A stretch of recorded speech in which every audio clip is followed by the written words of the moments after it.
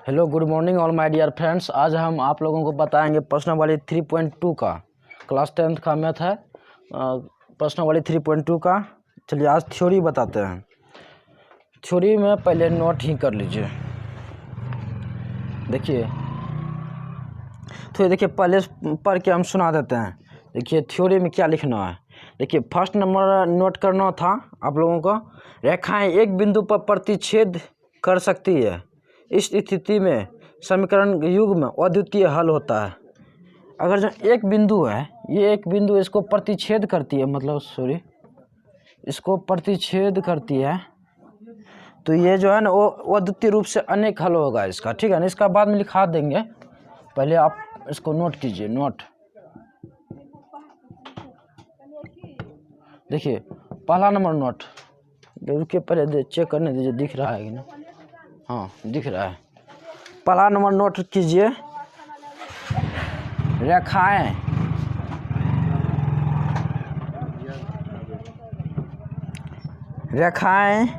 एक बिंदु पर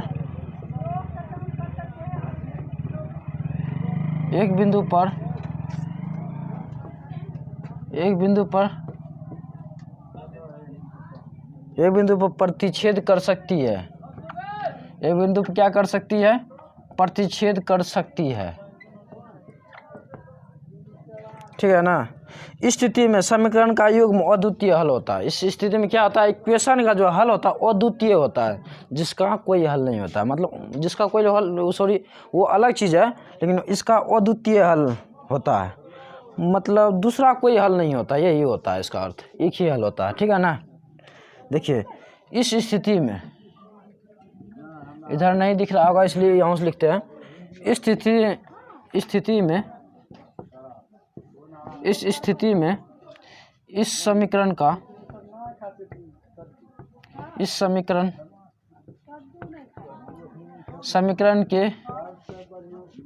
के युग्म का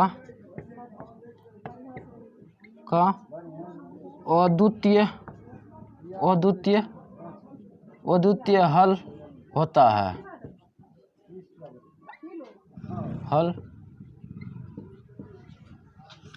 अद्वितीय हल होता है।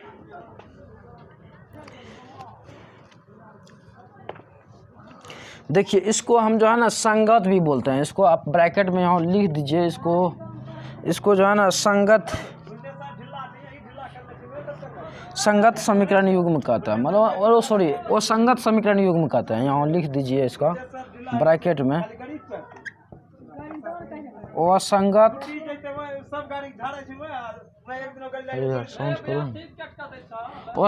समीकरण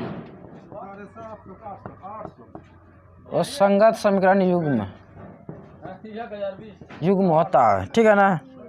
देखिए दूसरा नंबर में लिखना, नोट करना है। रेखाएं समांतर हो सकती है। रेखाएं समांतर हो सकती है।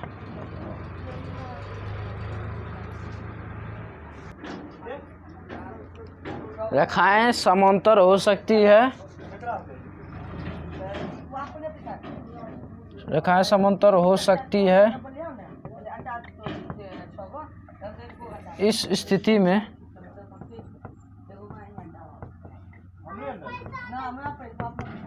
अरे यार चुप करो ना, उसको क्लास चल रहा है। इस स्थिति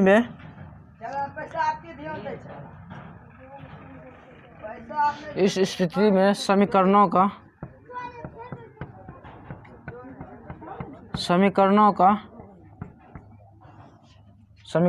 कोई हल नहीं होता है। समीकरणों का क्या होता है? कोई हल नहीं होता है। कोई हल नहीं होता है। इसका क्या होता है? इसका हो जाएगा आपका असंगत। इसका भी असंगत हो जाएगा। ये कैसा युग्म हो जाएगा? असंगत समीकरण युग्म।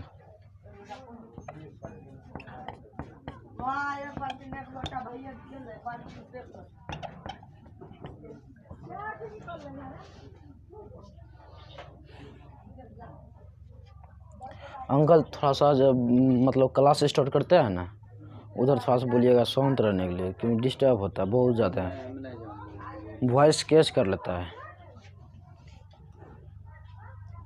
असंगत समीकरण युग्म होता है, ठीक है ना। अब देखिए तीसरा पॉइंट नंबर लिखाते हैं। तो देखिए इसको समझा देता है। रेखाएं एक बिंदु पर प्रतिच्छेद कर सकती है, मतलब क्या होता है, मतलब अगर ग्राफ बनाएंगे तो एक बिंदु पर प्रतिच्छेद कर सकती है, सॉरी, एक बिंदु पर प्रतिच्छेद कर सकती है, ठीक है ना, प्रतिच्छेद करती है। इस स्थिति में इस समीकरण के युग्म का अद्वितीय हल होता है, जो हल होता है उसका अद्वितीय हल होता है। वो कैसा समीकरण युग्म होता है, वो असंगत समीकरण युग्म होता है, ठीक है ना। दूसरा नंबर देख लीजिए, ठीक है, रेखाएं समांतर हो सकती है। इस स्थिति में समीकरणों का कोई हल नहीं होता, मतलब हल बताना सोल्यूशन।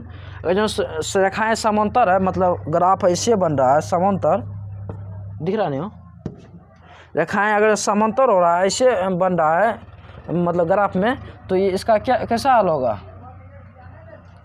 इसका हल होगा कोई हल नहीं है। इसका कैसा हल होगा, कोई हल नहीं है, मतलब असंगत समीकरण युग्म जैसा होगा, ठीक है ना। उसके बाद तीसरा पॉइंट नंबर लिखाते हैं।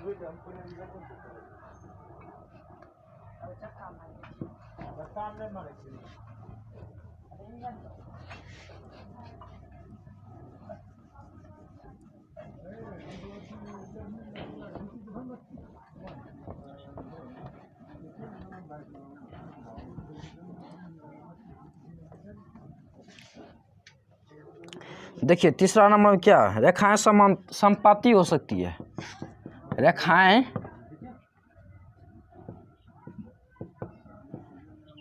समानुपाती हो सकती है, समानुपाती हो सकती है। प्रयास कीजिएगा कि ये सब सभा के लिए याद रहे। इस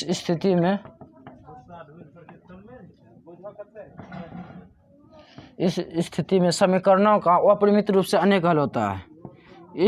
इस स्थिति में समीकरणों का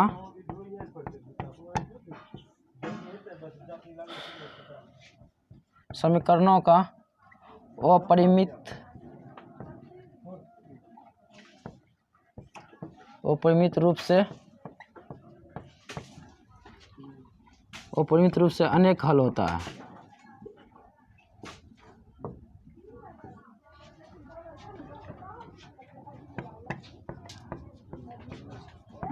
ये कैसा युग्म होगा, इसका युग्म होता है संगत समीकरण युग्म, ठीक है ना। इसका हो जाएगा आपका संगत समीकरण युग्म, मतलब अपरिमित रूप से अनेक, मतलब जो समानुपाती होगा ना उसी को हम संगत कहते हैं, बाकी सब उधर असंगत होगा। जो समानुपाती होगा क्या कहलाएगा, संगत समीकरण युग्म, जो उधर बाकी सब असंगत, ठीक है ना। देखिए संगत समीकरण युग्म,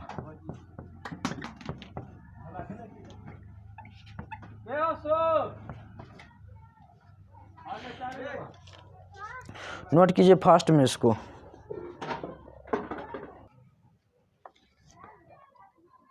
स्टार्ट है।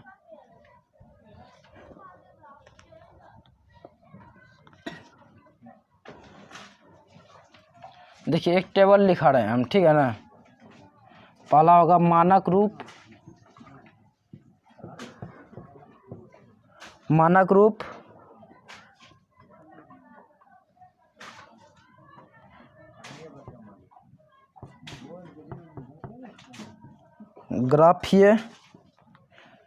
ग्राफीय निरूपण,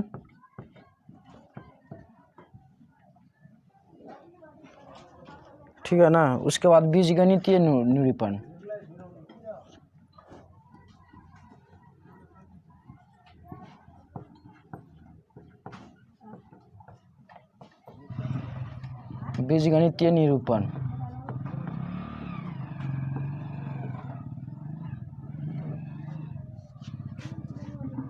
देखिए ये टेबल याद रखना हर हालत में, ठीक है ना।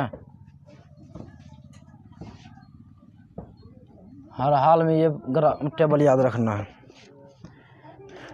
देखिए A2 is equal to B1 B2 ये रहेगा, तो क्या होगा, प्रतिच्छेदी होगा। क्या होगा, प्रतिच्छेदी होगा।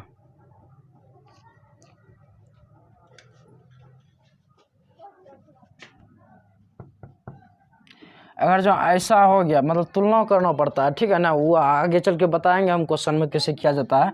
ये तुलना करना पड़ता है। तुलना अगर जो ऐसे होगा तो इस रूप का निकलेगा मानक रूप, तो वह प्रतिच्छेद करती हुई रेखाएं निकलेगी, प्रतिच्छेदी रेखाएं कहलाएगी। मतलब प्रतिच्छेद करती हुई रेखाएं, मतलब ग्राफीय निरूपण, मतलब कैसे निकला, ठीक है, रेखा कैसे निकल रहा है, तो वो प्रतिच्छेद करती हुई निकलेगा एक दूसरे को ऐसे।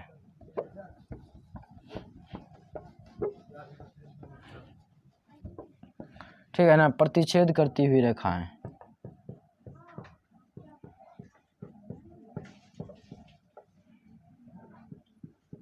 प्रतिच्छेद करती हुई रेखाएं। देखिए बीजगणित, इसका बीजगणित निरूपण देखिए, बीजगणित पहले हम लिखा चुके हैं। प्रतिच्छेद करेगा तो क्या उसका हल कैसा होगा, अद्वितीय हल होगा, मतलब केवल एक हल। इसका क्या हो जाएगा, अद्वितीय, मतलब दूसरा कोई हल नहीं, केवल एक हल, ठीक है ना, अद्वितीय हल।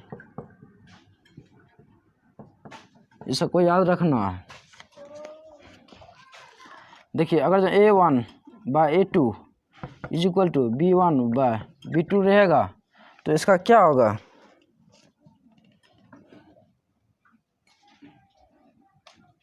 इसका आपका हो जाएगा, अगर जो ऐसे मान लीजिए C1 C2, तो ये क्या होगा, समपाती रेखाएं। आपको बताए हैं समपाती रेखाएं ग्राफ बनेगी। आपको बताया ये समपाती किसको कहते हैं, ये हुआ, इसी फिर दूसरा गुजर गया तो इसी को समपाती कहते हैं, ठीक है ना। सारा चीज़ बताया हुआ आप लोगों को। समपाती रेखाएं, इसका हो जाएगा आपका अपरिमित रूप से अनेक हल, अपरिमित रूप से अनेक हल। अगर ये तीनों इक्वल रहा, अगर जो A1 by A2 does not equal to B1 by B2, इसका क्या हो जाएगा, आपका प्रतिच्छेद करती हुई निकलेगी।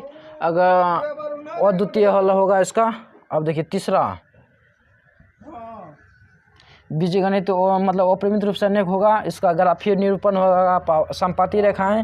अब देखिए तीसरा A1 by A2 is equal to B1 by B2 does not equal to C1 by C2, इसका क्या हो जाएगा, प्रतिच्छेद हो गया, संपत्ति हो गया। और बचा क्या, आपका बचा क्या है बताइए, समांतर बचा हुआ, समांतर रेखाएं होंगी।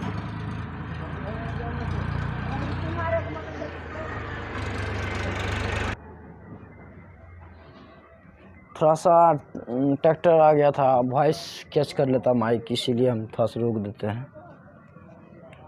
देखिए क्या जगह इसका, समांतर रेखाएं।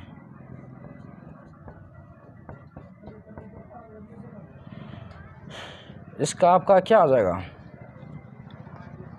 बताइए, तो बताइए। इसका हो जाएगा समांतर रेखाएं होगा, तो इसका कोई हल नहीं, यही होगा इसका आंसर। हम ये पहले लिखा चुके हैं, कोई हल नहीं। इसका मानक रूप बताना जरूरी था हमको, कोई हल नहीं, अभी तुरंत जस्ट लिखा है, नोट कीजिए आप लोग।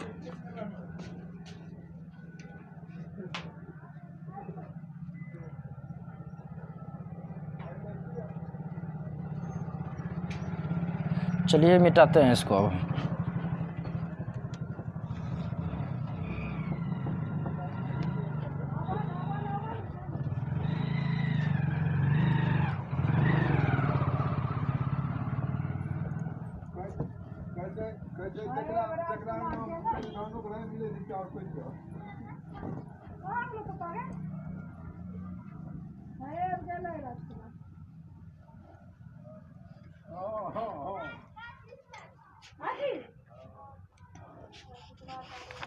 देखिए आगे हम देखते हैं कि और क्या सब बताना है।